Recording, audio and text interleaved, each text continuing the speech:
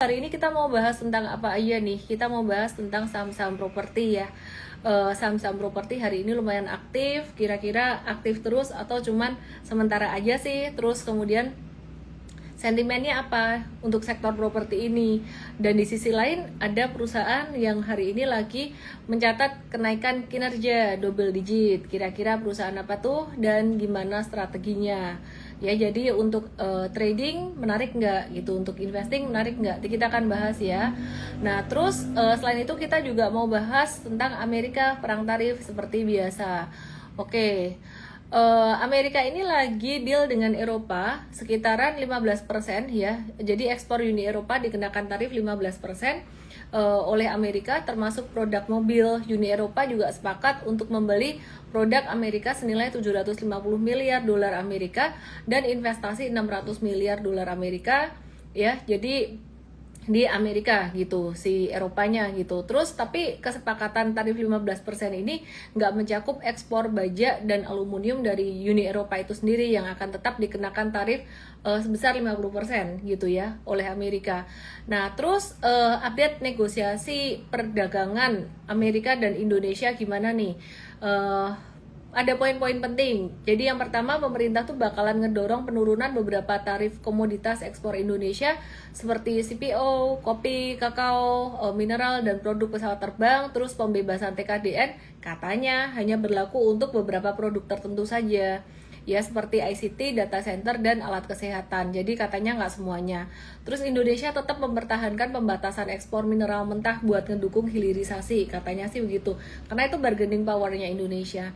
Nah, transfer data pribadi ke Amerika yang sempat heboh beberapa waktu kemarin itu wajib sesuai undang-undang perlindungan data pribadi, tapi ya kita nggak pernah tahu juga ya. Jadi katanya bukan data pribadinya kalau kemarin yang ditransfer, tapi data perdagangannya. Cuman ya itu data kita juga sebenarnya. Intinya sih poin-poin di atas ini juga sebagai klarifikasi dari pemerintah agar tidak terjadi opini liar yang beredar di publik. Mengingat sebelumnya tuh sempat booming viral soal data pribadi yang bakalan dijual ke Amerika gitu loh ya. Tapi ya anyway, kita nggak ada kendali juga di situ ya. Oke.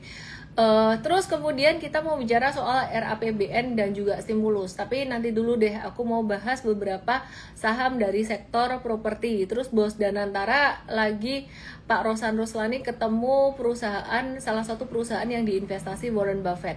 Nah, tapi aku mau bahas dulu dari sektor properti nih ya. Sektor properti ini ada sentimen positif. Teman-teman yang di TokTok yang di YT, aku mau mulai share chart sektor properti. Jadi langsung aja ke Igoy ya. Jadi katalis positif sektor properti ini salah satunya bunga bank potensi turun, harga rumah jadi lebih terjangkau. Jadi Bank Indonesia baru aja menurunkan suku bunga jadi 5,5% kan. Dan kemungkinan bakalan nurunin lagi 25-50 basis point sampai akhir tahun ini. Jadi ini bikin KPR bisa lebih murah dan ngebantu mendorong pembelian rumah. Itu poin pertama, sentimen positif sektor properti. Dan yang kedua, poin kedua, penjualan rumah itu membaik, terutama rumah murah gitu. Jadi penjualan rumah murah naik sedikit 0,73% secara tahunan dan 33,92% secara kuartalan di kuartal 1. Nah, yang paling ngebutuh rumah tipe kecil, 21,75% secara tahunan, dan itu cocok buat emiten kayak CTRA yang banyak ngejual rumah murahnya. Terus kemudian yang ketiga, poin yang ketiga yang positif buat sektor properti itu, PPN ditanggung pemerintah sampai akhir 2025. Jadi rumah harga 2-5 miliaran itu bebas PPN alias ditanggung pemerintah. Tuh sentimen yang sebenarnya udah lama tapi masih jadi sentimen positif. Plus DP 0% tuh masih berlanjut sampai akhir 2025. Gitu. Nah, ini tuh bikin beli rumah murah tuh makin ringan buat masyarakat ya, jadi lebih murah lagi, lebih ringan lagi buat masyarakat gitu. Terus yang keempat, pemerintah tuh lagi ngasih insentif likuiditas makroprudensial atau ILM gitu. Nah, jadi Bank Indonesia tuh lagi ngasih kelonggaran likuiditas kepada bank melalui pengurangan giro wajib minimum atau GWM ya. Jadi melalui GWM, pengurangan giro wajib minimum dari 9% jadi 5%. Buat nyalurin kredit ke sektor properti termasuk rumah rakyat. Nah, Akibatnya apa? Akibatnya bank itu bisa nyalurin kredit ke sektor properti dengan porsi lebih banyak gitu. Terus poin kelima, sentimen positifnya buat sektor properti adalah pendapatan berulang tuh naik gara-gara banyak hari libur atau recurring income ya. Jadi recurring income seperti contohnya properti yang punya mall kayak Pewon dan juga SMRA itu pendapatannya lumayan banyak naiknya gara-gara kemarin banyak cuti bersama, banyak libur gitu. Terutama dari mall dan juga sewa kantor sih. Nah, terus sentimen yang keenam yang menarik buat sektor properti adalah stok tanah atau land bank itu masih bertumbuh ya. Contohnya kayak BSDE, CTRA, dan SMRA tuh punya pertumbuhan land bank lebih dari 19% secara tahunan. PANI juga sebenarnya land banknya gede, cuman PANI secara valuasi lumayan tinggi. Jadi PANI itu kita main teknikal aja gitu. Terus kemudian marketing sales properti yang udah rilis, ini ada beberapa. Aku pengen share tabelnya ke teman-teman semuanya, dimana BSDE ini yang paling on track pencapaian dari targetnya paling tinggi 51% dari target, dan SMRA yang pertumbuhannya atau marketing salesnya naik 26% secara tahunan. Nah ini teman-teman bisa lihat di sini ya. Ini aku mau kasih lihat ini di Igoy aku mau kasih lihat tabelnya. Aduh, kok di sini sih? Sorry, terlalu banyak monitor.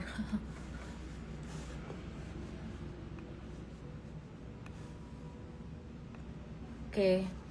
Perhatiin di Igoy. Di Igoy aku. Kelihatan nggak?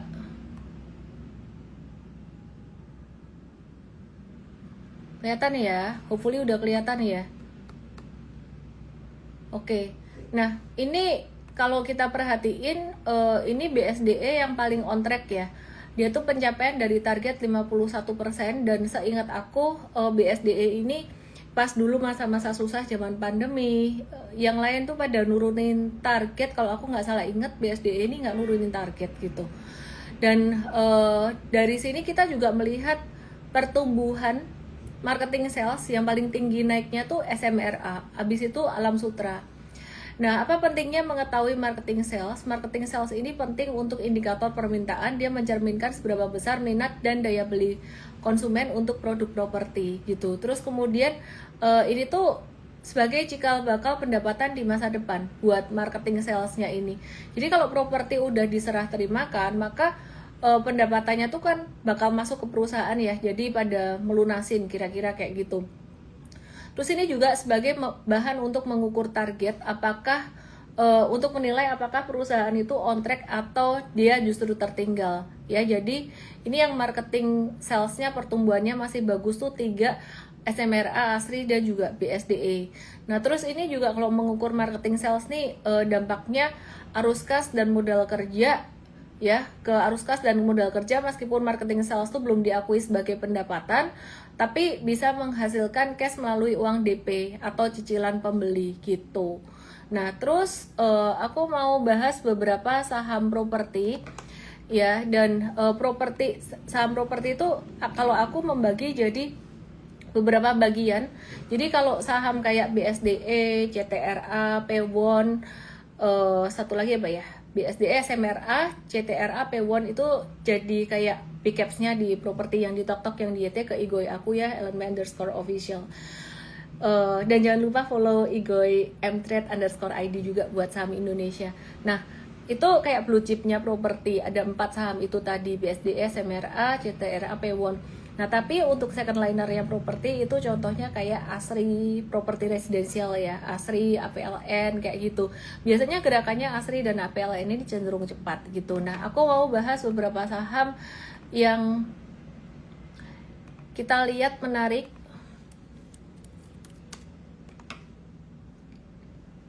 Oke.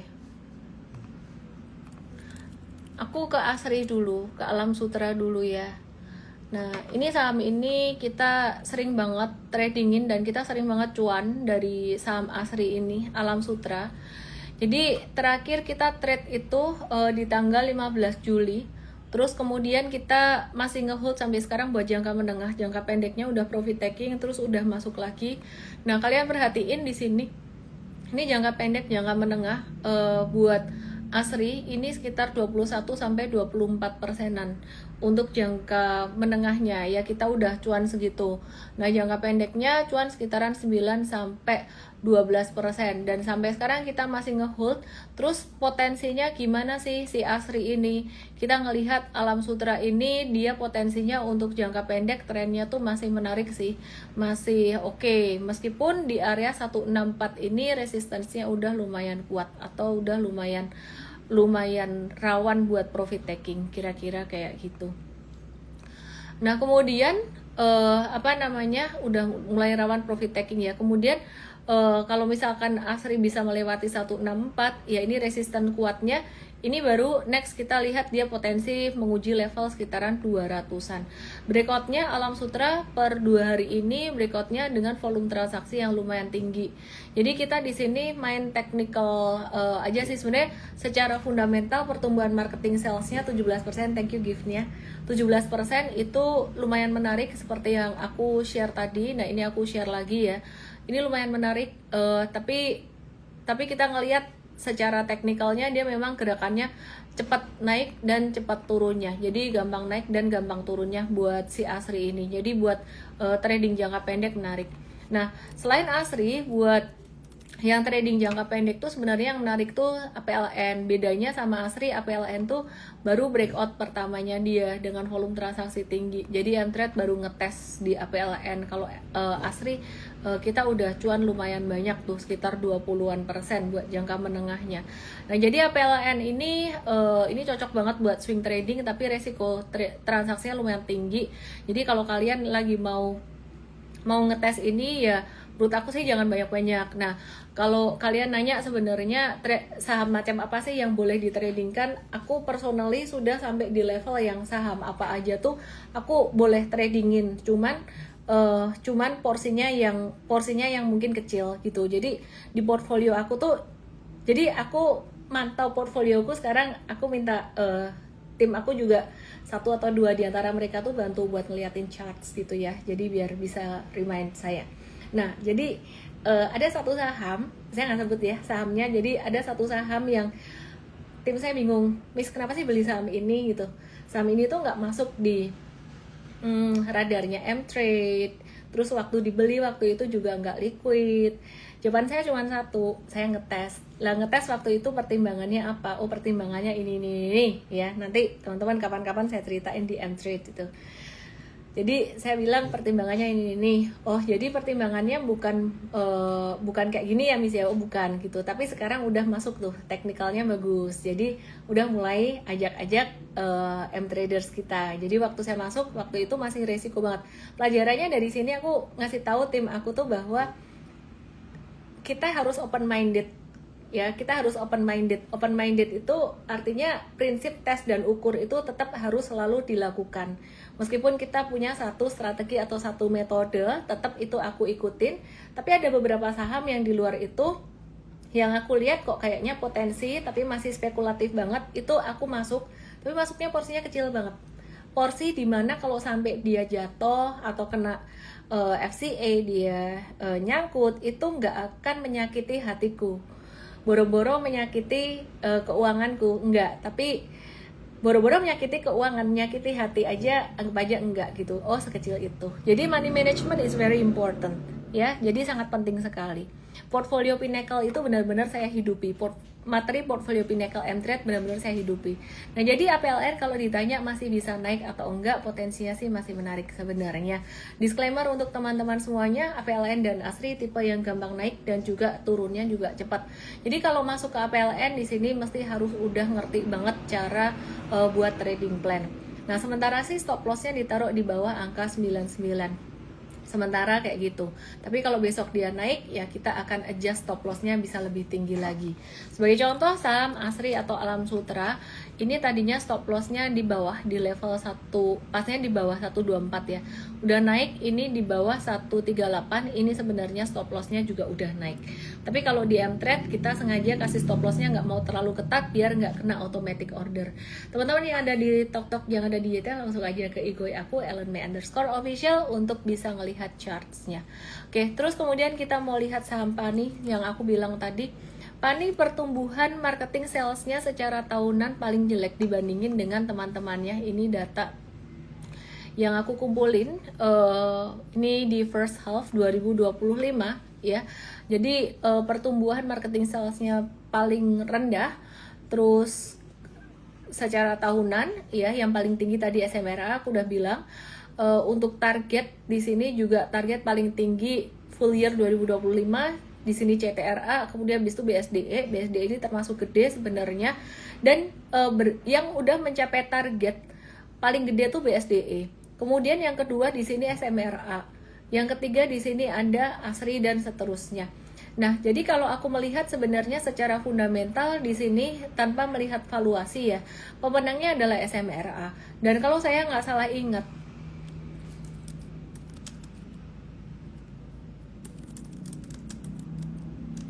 ya, jadi ini aku lagi minta data valuasi sama tim aku. Kalau saya nggak salah ingat, SMRA itu secara valuasi dia yang paling murah juga dibandingkan dengan emiten-emiten sektor properti yang lainnya gitu. Oke, kalau PANI yang valuasinya paling mahal ya. Oke, nah mari kita lihat satu-satu. Sekarang kita lihat dari PANI dulu yuk, gimana.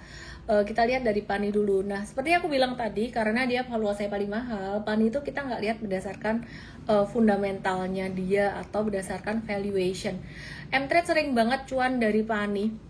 2 kali dapat multi bagger PANI, 2023 dapat 100% lebih, 2024 dapat 148%-an. Saya tahu ada yang dapat sampai 500% atau berapa persen, tapi kalau berapa kali trading TikTok ya mungkin persentage-nya jadi lebih kecil, tapi secara frekuensi mungkin ya bisa dapat berapa kali trades gitu, dan kita pakai yang cara kayak gituan gitu ya.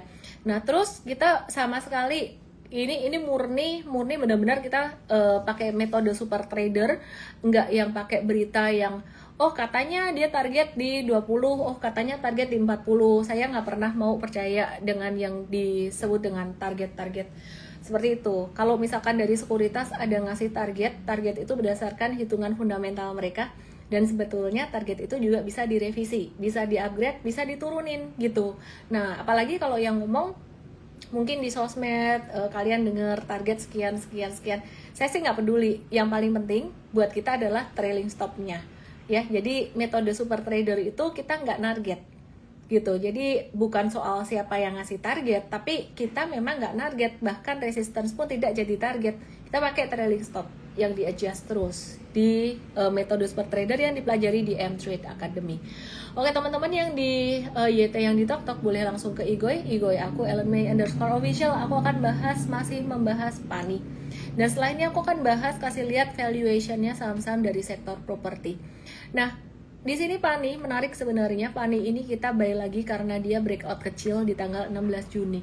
Kalau kalian nanya apakah PANI ini, kita tahu PANI ini akan menjadi salah satu calon multi bagger kita di 2025 seperti tahun-tahun sebelumnya 2023 2024 kita nggak tahu, tapi kenyataannya ketika kita hold di sini ini 40-43%, sekarang kita masih hold cuan. Nah, kita nggak ngerti nih dia bakalan berakhir kapan, uptrendnya berakhir kapan. Jadi prinsipnya M-Trade itu tidak menebak-nebak atau menarget naik sampai kapan. Kalau ditanya naiknya bisa sampai berapa, maka kita akan buat projection ke resistance terdekat sekitaran 19 ribuan. Tapi ini tidak menjamin. Artinya sebelum 19.000 kalau dia breakdown ke bawah balik badan, maka kita akan gunakan trailing stop kita untuk kita jualan. Ya, atau kalau dia ternyata 19.000 malah breakout ke atas, ya kita nggak akan jual. Maka dari itu resistance bukan menjadi patokan untuk jual, dan support bukan menjadi patokan untuk beli, cuman lampu kuning aja. Nah, di sini kita melihat Pani itu dia lagi nurut banget dengan garis merah ini. Teman-teman yang di TokTok, yang di YT, langsung aja ke gue untuk bisa melihat chartnya, dan thank you so much buat gift-nya. Nurut banget sama garis merah ini, dan ada kemungkinan kalau ngelihat patternnya masih rapi, kita ngelihatnya dari 18 Juni, ini pattern akumulasinya sampai hari ini masih rapi, ada kemungkinan dia bisa mengalami percepatan tren. Kalau dia mengalami percepatan tren, ketika dia naik ya, dia naik, ini nggak akan nyentuh lagi garis merah ini, maka kita harus adjust garisnya gitu ya. Itu yang di M-Trade yang dikerjakan setiap hari oleh tim coach kita, dan ke depan kita akan doing US stocks and crypto as well, karena mulai banyak permintaan di situ. Oke. Nah, jadi teman-teman di sini ini ada potensi bisa nguji ke level ini. Nah, pertanyaannya adalah banyak banget yang nanyain boleh beli atau enggak. Sebenarnya kalau ngelihat posisi Pani seperti ini, sebenarnya dari kita ngukurnya dari kemiringan tren ya, bukan cuman dari udah naik 40%, M-Trade udah cuan sih 40-an% masih hold. Bukan dari itunya saja ya, dari udah naik berapa persen kita lihat, tapi dari kemiringan tren. Kalau ngelihat dari kemiringan tren ini sebenarnya masih oke, buat masuk tuh masih bisa. Tapi kalau misalkan kalian dikasih diskon lagi di 14.150-an atau 14.800, itu sebenarnya lebih bagus lah ya, lebih bagus. Cuman saya agak kurang suka dengan patternnya. Kalau sampai dia turun ke 14.800 atau 14.150, itu berarti tren naik dalam jangka pendeknya dia gagal gitu. Jadi dia jadi sideways. Semoga bisa dipahami ya. Kalau bisa dipahami, tolong dong kasih jempol di sini, karena komennya aku matiin biar bisa lihat chart dengan jelas. Kasih jempol atau kasih love biar aku tahu kalian ngerti. Oke ya. Kalau gak ngerti gimana? Kasih emot apa di Igoy? Kasih emot nangis gitu. Kalau yang di TokTok, yang di YT bisa komen nih. Halo, selamat malam. Ini ada yang nanya SMMT, nanti aku akan bahas ya SMMT ya. Ini lagi ngebahas properti. Oke. Terus seperti yang aku janjiin tadi, aku mau bahas valuation saham-saham properti ini udah dikasih lihat sama tim aku. Ya, mari kita lihat valuation saham-saham sektor properti. Nah, teman-teman perhatikan di sini ya. Ini ada BSDE. Perhatikan di sini current PBV-nya 0,42 kali. P1 0,82 kali, kekecilan ya. Aku coba besarin sedikit, semoga bisa kelihatan. Nah, udah kelihatan. Yang di TokTok, yang di YT, yuk langsung aja ke Igoy aku, @LMB_official. Dan di sini CTRA 0,77 kali ya. Terus kemudian SMRA 0,59 kali. Coba dong diingat-ingat mana yang paling murah. Nah, teman-teman perhatikan di sini, saya ulang lagi. BSDE ya, BSDE current PBV 0,42. Oke, terus kemudian P1 0,82, kemudian Cetra 0,77,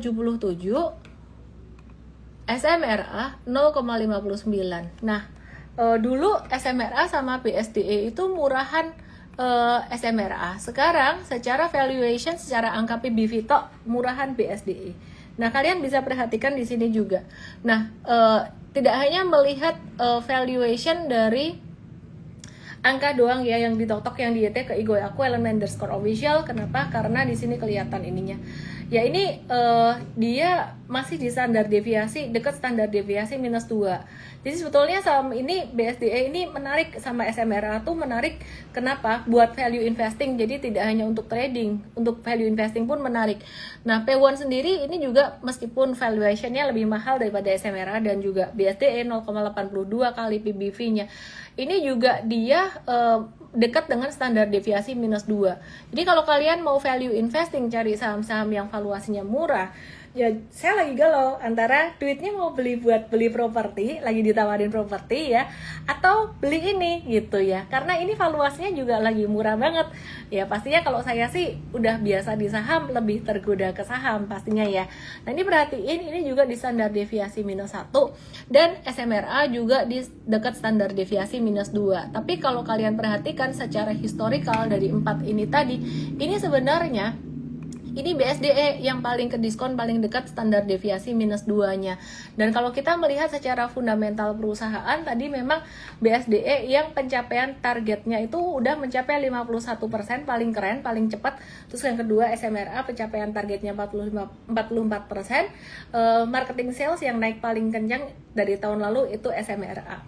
Sehingga kesimpulannya apa? Kesimpulan trading dengan kesimpulan investing itu beda. Kalau untuk kesimpulan investing, BSDE dan SMRA ini menangan gitu loh. P1, CTRA itu juga oke gitu ya. Jadi valuasinya masih murah-murah semuanya. Kalau P1 sama SMRA itu dia menang ada recurring income. Jadi kalau aku rangkum dari semuanya ini, kalau buat investing sebenarnya SMRA yang paling menarik, tidak hanya valuasinya murah, marketing salesnya bagus, pertumbuhannya bagus, pencapaian targetnya juga not bad, 44%, BSDE 51%, ya. Dan dia dari recurring income-nya kayak P1 juga oke sih, tapi SMRA kali ini sampai first half 2025, separuh 2025 dia pemenangnya. Nah, tapi kalau bicara trading tuh lain lagi. Kalau bicara trading nih kebetulan yang ngasih cuan paling banyak buat M-Trade itu ada Pani dan juga Asri. Jadi kita benar-benar ngelihat dari teknikalnya aja gitu, dari metode super trader gitu. Nah, ini tadi aku bilang Pani masih boleh beli atau enggak, masih boleh, tapi dia udah agak-agak spekulatif gitu, udah enggak yang di area best price. Artinya kamu kalau mau beli ini ya jangan masukin dua kakimu lah ya. Tapi kalau nggak masukin dua kaki nggak kaya-kaya gitu, ada yang bilang gitu. Nah, kamu mesti mikir kalau kamu masukin dua kaki ketarik arus ya, ketarik arus. Kalau di laut kan ada rip current gitu ya, kayaknya tenang-tenang tapi ketarik arus tiba-tiba turun ya, you never know gitu loh. Jadi uangnya habis, itu yang bikin banyak orang bangkrut. Oke, terus kemudian tadi baru bahas Asri dan Pani untuk teknikalnya, atau untuk chartsnya aku mau bahas BSDE. Kadang aku inhale exhale doang gini ditanyain loh, kenapa inhale exhale, tarik napas. Manusia butuh napas, gak ada apa-apa. Lo muter-muter lama banget chartnya. Bahas nggak? Ngerti nggak sih? Kalau ngerti kasih jempol dong, atau kasih love dong yang di Igoy, biar aku paham. Kalau tok-tok kan bisa komen sama yang di YT. Petro nanti ya, nih Agus Kiwanto minta Petro yang di YT nanti ya. Oke, BSDE hari ini ada breakout, and it's beautiful breakout. BSDE itu gerakannya nggak akan secepat Asri, nggak akan secepat APLN. Tapi begitu market udah membaik, dia bakalan stable. Nah, sementara ini gerakannya dia bakalan masih lebih lelet daripada si APLN dan juga si Asri tadi. Tapi untuk value investing, BSDE dan SMRA tadi aku udah bilang, dia menarik gitu. Oke ya, M-Trade ada ngetes BSDE, cuman ya jagoannya kita tuh ya tadi dua itu, ada Pani dan juga Asri yang udah ngasih kita cuan sekitar Asri 20%, Pani ada 40%. Disclaimer teman-teman semuanya, saya nggak suruh kalian untuk beli saham apapun, jadi saya cuman kasih lihat kalian analisisnya gimana. Untung rugi di tangan sendiri, do your own research, oke? Oke. Bahkan untuk M-Traders pun stock pick itu bukan suruh kalian beli ya, itu bantu kalian screening saham. Terus kemudian aku mau ke SMRA dong. Nah, SMRA ya, yang tadi kita lihat secara fundamentalnya cakep, perolehan marketing salesnya, pertumbuhannya cakep, valuasinya juga cakep, pencapaian targetnya cakep. Terus secara metode super trade, sabar ya ke Igo ya. Oke, jadi perolehan ini secara fundamental cakep, secara metode super trader gimana? Secara metode super trader, SMRA ini dia baru mulai recover. Nah, jadi baru mulai recover menuju ke uptrendnya. Sama halnya BSDE, gerakannya SMRA ini nggak terlalu cepat dibandingkan dengan BSDE gitu ya. Dibandingkan dengan APLN dan Asri lah. Aduh ya ampun. Oke. Nah ini dia potensial menuju ke level sekitaran 424 dalam jangka pendek. Tren gedenya dia masih sideways. Jadi meskipun jangka pendeknya dia udah uptrend, tren gedenya sideways. Jadi kita nggak terlalu optimis dengan SMRA. Selama dia masih belum breakout dari 458, itu tren besarnya masih sideways. Meskipun demikian M-Trade udah nyolong start dulu di 15 Juli kemarin. Nggak tahu apakah ini bisa jadi kayak pani, nanti bisa jadi naga atau malah jadi cacing ya. Cacing itu artinya cut loss ya, we never know ya. Yang jelas kita detect di sini ada perubahan tren dalam jangka pendeknya menuju ke arah yang lebih baik gitu. Oke, terus masih boleh beli nggak SMRA? Menurut aku sih sebenarnya belum telat sih kalau buat SMRA ini. Mungkin kalau dapat sekitaran area 400 atau 406 itu lebih murah. Disclaimer teman-teman semuanya, nggak ada yang suruh kamu beli saham, do your own research juga. Aku udah bantuin dikit-dikit di sini. Terus kemudian P1 yang seperti yang aku bilang tadi, recurring income P1 dan juga recurring income SMRA itu cenderung bagus, dapat dari mall dan juga dapat dari gedung ya, kantor, perkantoran gitu. Nah, tapi kira-kira gimana nih P1 secara fundamental secara chart ya. Secara chart P1 sekarang lagi di dekat area support, lagi masih di dekat support 350. Tapi yang menarik ya, P1 ini dia chartnya malah belum oke. Bisa di watch tapi belum bagus lah. Jadi dari 4 blue chipnya properti, chartnya yang paling menarik memang masih di SMRA gitu, itu dia. Dan kalau yang di istilah kata tuh non blue chipnya ASRI tadi, APLN dan juga PANI juga menarik gitu. Oke. Terus kemudian Demas, yuk kita lihat Demas. Sekarang kita lihat untuk yang industrial apa kabarnya, termasuk juga SSIA ya. Hai ya, koneksinya butut. Perlukah aku ganti wifi? Yang di tok yang dia teh ke Igo untuk lihat chartnya. Pura Delta Lestari ini masih satu grup sama BSDE. Bisa dipantau, bisa dilihat, tapi belum per hari ini kayaknya masih wait and see dulu, masih sideways. Nah SSIA yang kita juga SSIA kok jadi SCMA. SSIA ya, SSIA ini yang kita lagi watch banget karena kemarin rame ya grup Jarum masuk ke sini, jadi pada ikut-ikutan masuk semua. SSIA ini kita masuk watchlist gitu. Oke, terus aku mau cek dulu dari Q&A. Ada yang minta dibahasin, Mawar minta ASII, ADMR, AAD, ini banyak banget yang nanya. ASII, ADMR, AAD, properti, Huwai, Daulfa udah tak bahas semua ya. Jadi ASI, ADMR, AAD, Suryata minta SMRA juga udah. Grup Papa PP kita bahas dulu gimana? Mau nggak? Oke. Tadi ada yang nanya PTRO di YT. Nah, ke Igo ya yang @element_official, perhatikan di sini. PTRO, hehehe, M-Trade hari ini call buy loh. Jadi kalau kalian bilang Ellen nyinyir amat sih sama saham-sahamnya Papa PP, enggak lah. Kita netral, cuman waktu pas posisinya chartnya bentuknya kayak gini guys. Nih ya, perhatikan ya. Kalau chartnya kayak gini ya, aku nggak mau banget. Kenapa? Nggak ada pijakannya gitu loh, nggak ada sideways-nya.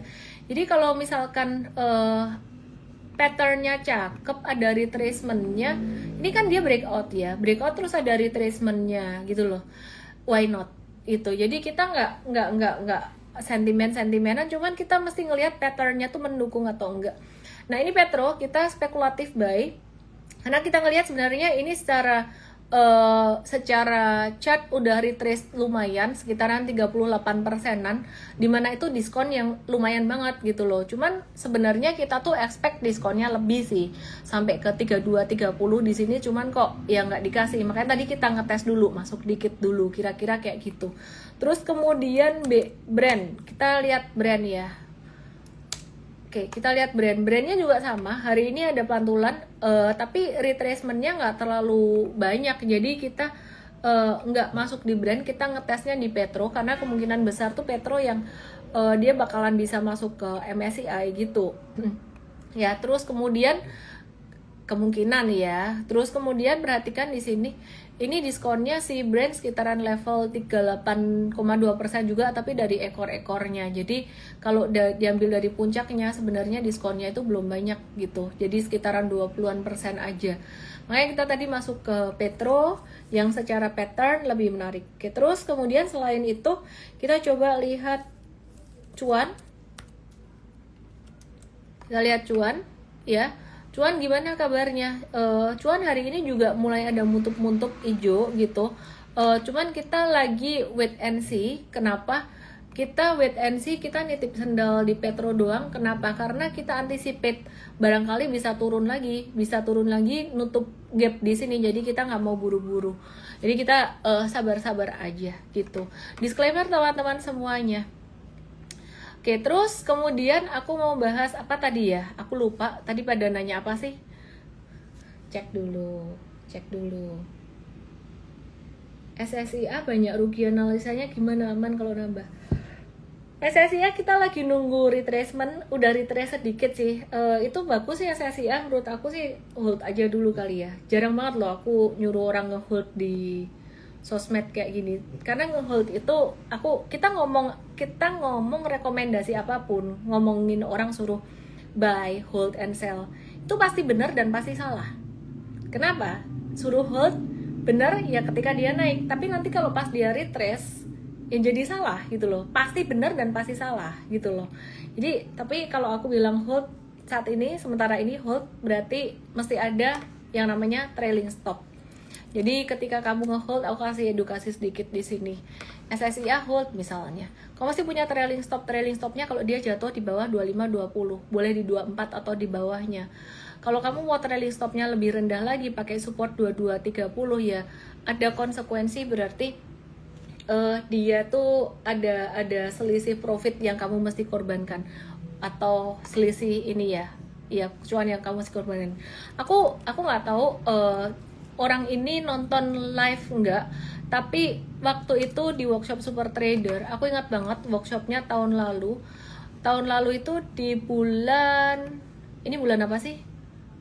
Nggak tahun lalu deh, di bulan Februari kalau nggak salah, ini bulan Juli ya, sekitaran Maret. Oke, Maret April kurang lebih di sini. Nah jadi di sini ini kan breakout ya. Jadi waktu itu sempat ada yang nanya gini, peserta workshop Super Trader kita, dia tuh beli Antam nyangkut dari harga 3.000-an. Pokoknya belinya udah beberapa tahun yang lalu di 2021. Nah, nyangkutnya banyak dong. Ya, 3.000-an itu berarti jatuh udah sempat rugi 62%. Kemudian dia average down terus, ini bukan untuk ditiru. Sampai bulan Februari, Maret, April 2025, aku lupa kemarin workshopnya kapan, tapi kurang lebih lah di area itu. Nah, dia nanya ke saya, ini hold nggak nih? Hold atau sell? Sebenarnya selesai workshop, ekspektasi saya orang itu bisa menjawab sendiri. Dia punya kegalauan. Saya tanya dong, saya suruh dia analisis ini. Dia bilang ini masuk ke stage 2, dia bilang gitu. Baru di sini chartnya. Ini masuk stage 2. Jadi gimana Pak? Uptrend atau enggak? Ya ini mau uptrend gitu. Terus saya tanya dong, jadinya gimana dong? Hold atau sell? Dia bingung karena size-nya gede banget. Ada berapa puluh M, dan buat dia berapa puluh, ada orang yang berapa puluh M tuh kecil buat Konglo, tapi buat dia gede gitu, dia masukin gede. Jadi dia merasa kerugiannya dia tuh sudah mulai berkurang sedikit gitu loh, dan sudah mulai average-nya tuh udah mulai cuan gitu. Dia nanya, jawaban saya sebenarnya, Pak, Bapak tuh ngerti secara ilmu analisis, udah belajar 2 hari di workshop Super Trader, dia udah ngerti banget mau diapain. Dan ini secara volume waktu itu juga kelihatan naik ya, aku lupa pasnya kapan workshop aku waktu itu. Tapi dia selalu minta validasi, hold enggak, sampai selesai dia pulang, sampai dia harus ngejar pesawat. Saya nggak mau jawab hold atau enggaknya, saya suruh mikir. Sampai akhirnya saya suruh mikir, saya kasih konsekuensinya, jika hold begini, jika tidak hold begini. Dia nanya lagi, minta validasi lagi, trennya bagaimana? Saya kasih tahu, ini edukasi sangat penting ya, bagaimana mengambil kesimpulan. Saya bilang trennya naik, sudah mulai naik, Anda tahu itu gitu. Dan akhirnya dia mengambil kesimpulan apa? Saya nggak tahu. intinya saya nggak mau jawab, dan ya teman-teman bisa tahu sendiri. Antam naik kencang dan saya nggak tahu beliau hold atau sell, tapi kemungkinan besar dia hold ya, karena waktu itu saya ajarin ngambil keputusan kayak resikonya apa jika hold, jika tidak hold bagaimana. Intinya kalau kamu hold, bingung saham itu untung atau rugi, kamu hold, kamu mesti punya trailing stop. Apalagi kalau rugi, mungkin ada yang mikir, loh bukannya kalau masih rugi harusnya kita buy lagi average down. Namanya average down itu buat investor, bukan buat trader. Kamu trading average down terus, duitmu habis bro. Kalau duitmu habis, kamu nggak bisa muter di saham lain. Lo kok bisa ngomong kayak gitu? Pengalaman. Kalau aku trading, aku nggak mau average down. Kalau rugi pilihannya dua. Satu cut loss, kalau nggak mau cut loss, nge-hold sampai trailing stop di bawahnya lagi. Jadi mesti ada, kalau di sini nggak mau cut loss, mesti tahu trailing stop di bawahnya lagi. Makanya dari itu penting kalau ikut M-Trade, ditonton M-Trade Academy-nya. Jangan ngelihat stock pick doang. Gitu ya, nangkep ya. Anyway, tadi bicara tentang trailing stop. Oke, penting. Oke, terus kemudian aku mau bahas tentang pulp and paper, bahas nggak ya? LQ45 deh. Update rebalancing LQ45, IDX30 dan IDX80. Masuk ke LQ45, AAD dan SCMA. AAD potensial ke depan bisa masuk ke MSCI. Nah, tapi sekarang trennya masih lagi sideways aja. Aku melihat AADI ini saham yang potensial untuk investing, dividend investing dan value investing is something like kalau value investing murah tadi di sektor properti ada BSDE dan SMRA ya. Yang ini di sektor ini sektor komoditas batubara ini menarik dia buat value investing dan dividend investing. Tapi kalau buat trading sekarang dia lagi kalah sama saham-saham lainnya. Aku ngelihat saham-saham grup Bakri juga nggak kalah cakepnya. Dewa ini udah ngasih cuan buat M-Trade lumayan banget. Let me check buat Dewa. Sekitaran 30-36%.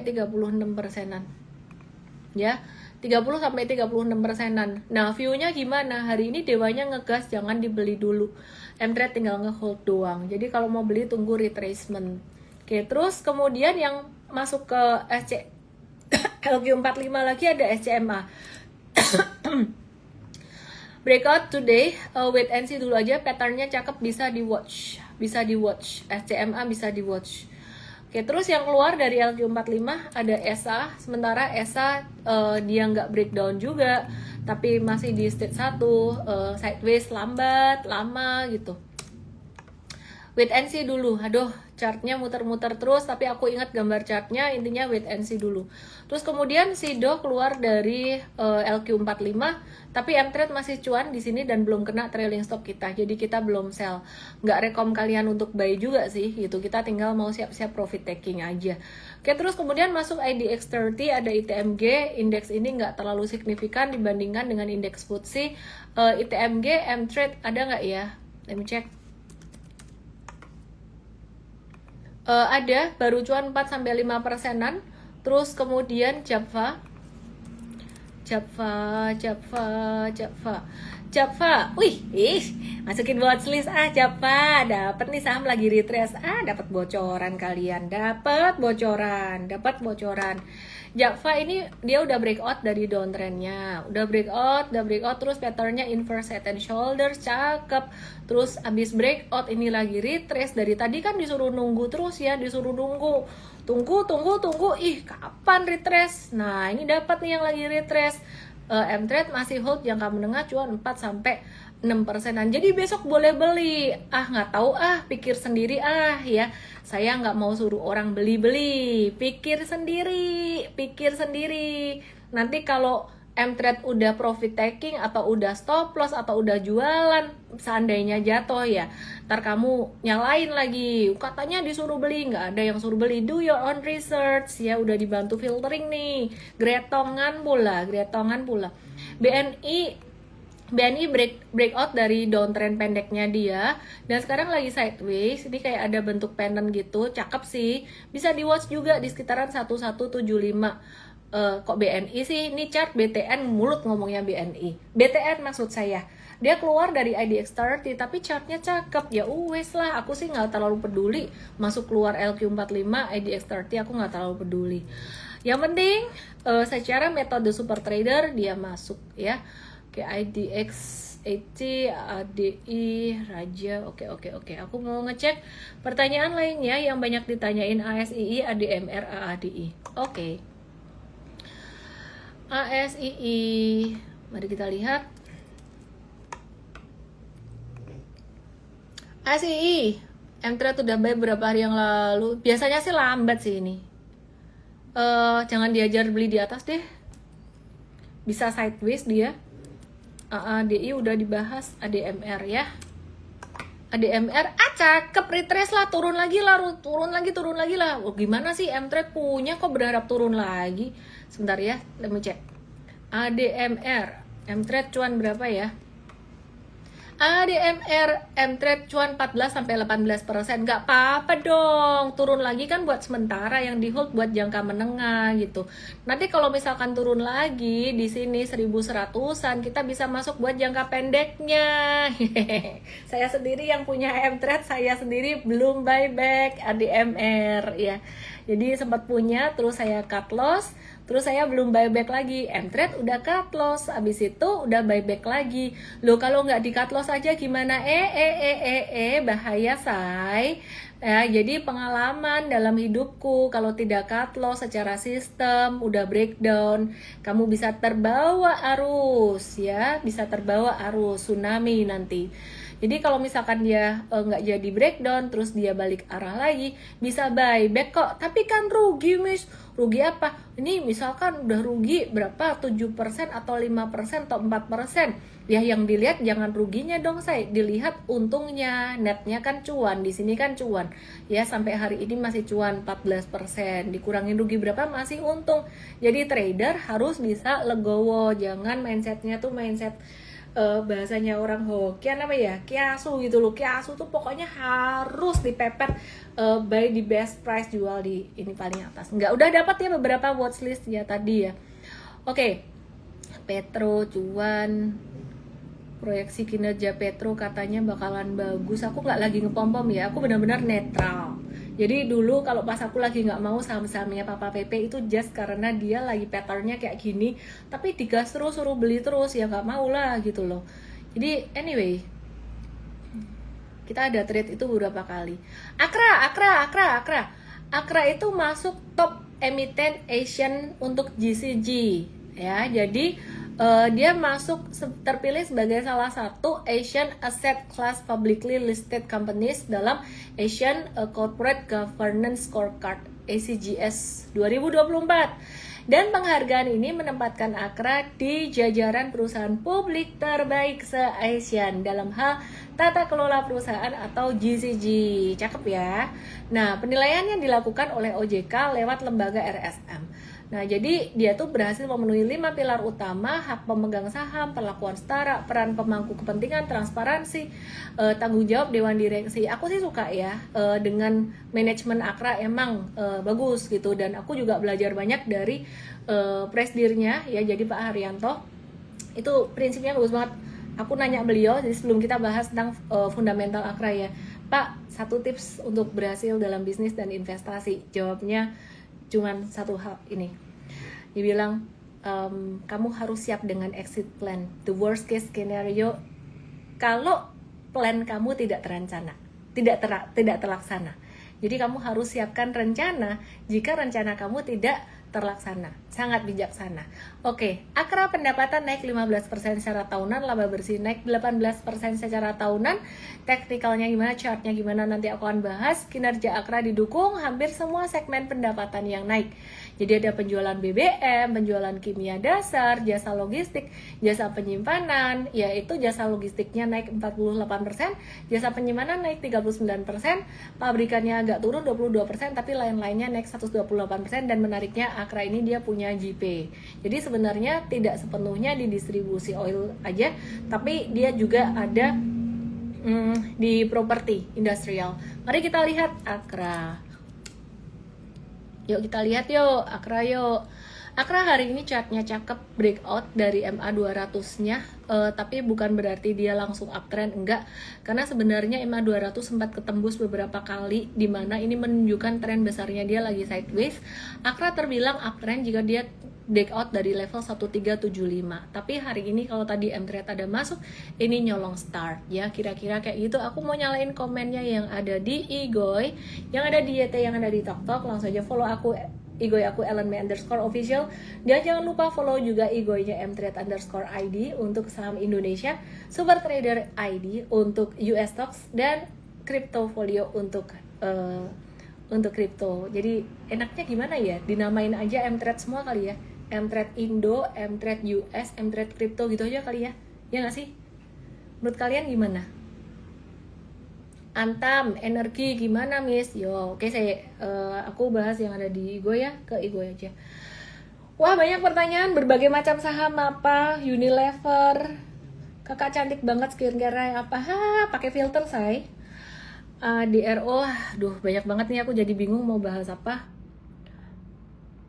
Oke, aku bahas apa ya tadi enak ya. Jadi bingung. Pesap, Wifi, Inco, Antam, CPDK, semua saham dong. Antam, ngantuk Miss, yo tidur lah, ngantuk.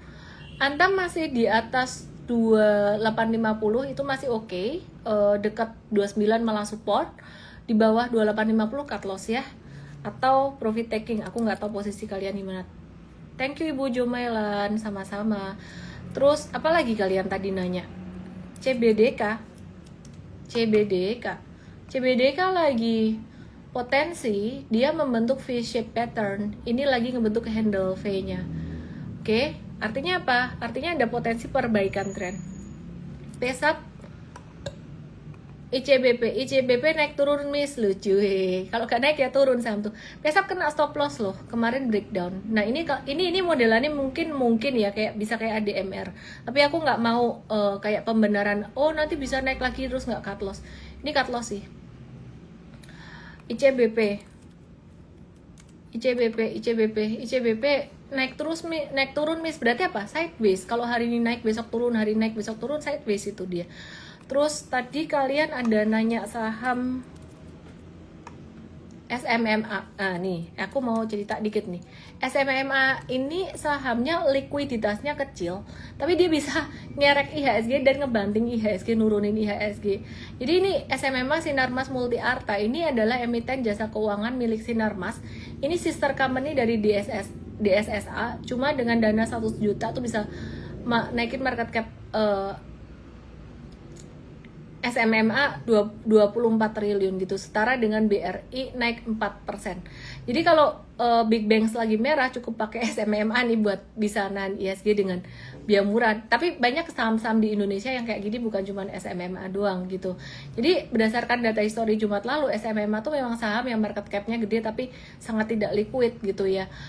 Artinya bid and offer-nya itu kecil gitu ya, jadi cuma diisi 1-2 lot aja transaksi hariannya. Nah, kenapa market cap-nya bisa naik besar dengan dana kecil? Karena rumus market cap kan harga saham kali jumlah saham beredar. Jadi kalau jumlah saham beredar tetap, harga saham naik, maka market cap-nya dia bisa naik gitu. Dan ini juga sebenarnya terjadi pada banyak saham yang lain gitu.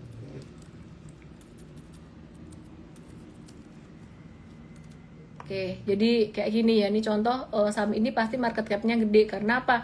Karena harga sahamnya mahal gitu.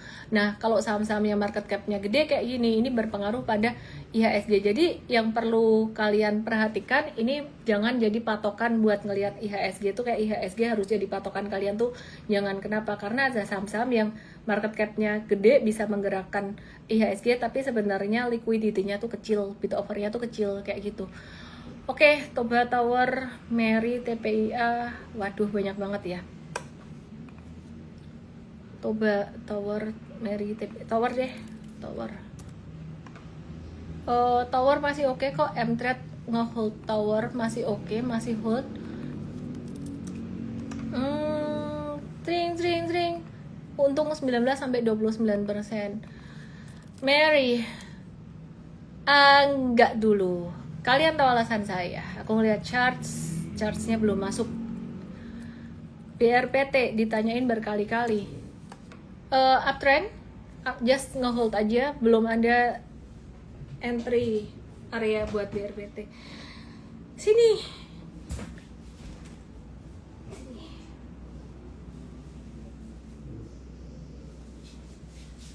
Tuh, nih anjing. Ayah. Oke. Banyak yang kangen sama Ara ya. Dia paling anti lihat kamera, paling anti lihat dirinya sendiri. Kemarin lihat dirinya di kaca, stres. Aduh Ara, kamu takut sama dirimu sendiri ya Pak? Dia nggak mau. Aduh. Ya wes, gitu aja. Banyak banget saya lihat dibahas di morning briefing besok. Ara, reok. Nggak mau lihat kamera, maunya gini. Itu onti uncle dipantatin gitu. Gak malu. Udah turun. Aduh ya ampun. Aduh, berat banget. Nah, lihat lagi mukamu. Udah ya. Aduh. Berat tahu gendong dia. Good night. Opo iku? Anjing tadi. Ara. Pegang US Stocks nggak? Aduh, bahas US Stocks ya. Nanti kapan-kapan aku nge-live bareng Super Trader ID ya. Ada sih ini materinya US Stocks, aku di info juga sama tim aku nih. Ada beberapa yang aktif hari ini. Cuman aku udah ngantuk banget, jadi kalau aku bablasin aku nggak bisa tidur nanti. Good night semuanya. Jangan lupa ikut webinar M-Trade Start buat yang mau belajar trading, buat saham Indo, US Stock, Crypto, DM aku EMTRADESTART. Dan nanti kalau kamu ikut M-Trade Start, di akhir sesinya dapat diskon buat bisa join M-Trade. Good night. Wi-Fi, PNLF. I'm so sorry yang nggak bisa jawab semuanya ya. Sama Pak PP wes tak bahas tadi,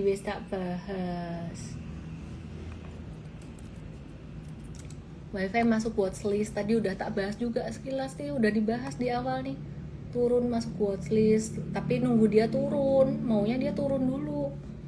Ya wes, good night semuanya, dadah. Jangan lupa besok morning briefing M-Trade jam 8.15 lebih tajam pastinya trading plan-nya ya, dengan watchlist yang lebih tajam pastinya. Dadah. Good night, ayo ijo, good night semuanya.